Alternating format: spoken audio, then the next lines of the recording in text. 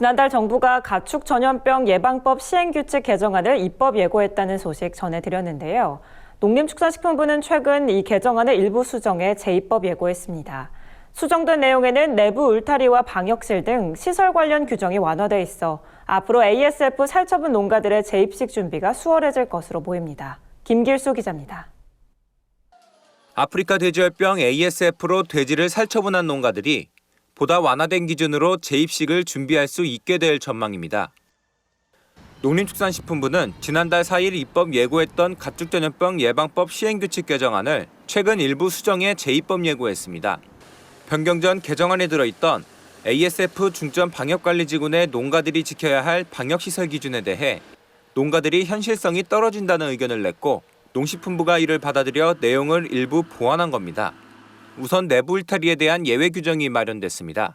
이전 개정안엔 사육시설과 사료빈 주변에 설치해야 하는 내부 울타리는 무조건 시설로부터 1.2m 이상 거리를 두도록 했지만 수정된 개정안은 차량 진입로가 좁은 농가의 경우 지방자치단체장 인정하에 1.2m 이내에 설치할 수 있게 했습니다. 이는 모든 농가에게 내부 울타리를 1.2m 이상 거리로 설치하게 하면 차량 진입 자체가 막히는 농가들이 다수 발생한다는 의견을 수용한 겁니다. 또 창문이 없는 무창돈사에 한해 지자체장이 인정하면 건물 외벽을 내부 울타리로 간주할 수 있도록 한 규정도 신설됐고 소독과 환복 등을 위한 방역실 설치 기준도 간소화됐습니다.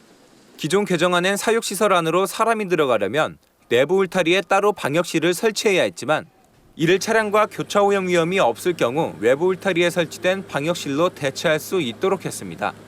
이 밖에 농장에 지자체장이 인정하는 방충시설이 갖춰진 경우 따로 방충망을 설치하지 않아도 되는 등 예외 규정들이 마련됐습니다.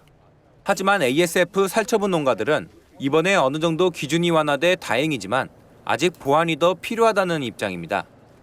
농가 의견을 수렴을 해서 농림부가 바꿔준 거에 대해서는 감사하게 생각을 하지만 현장에 맞게끔 수정돼야 될 부분이 더 많다고 생각을 합니다. 특히 이제 전실이나 방역실에 대한 일원화 부분, 그리고 폐사축 보관시설에 대한 부분.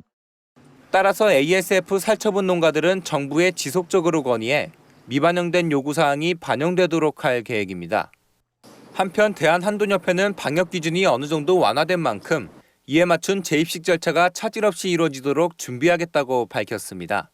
MBS 뉴스 김길수입니다.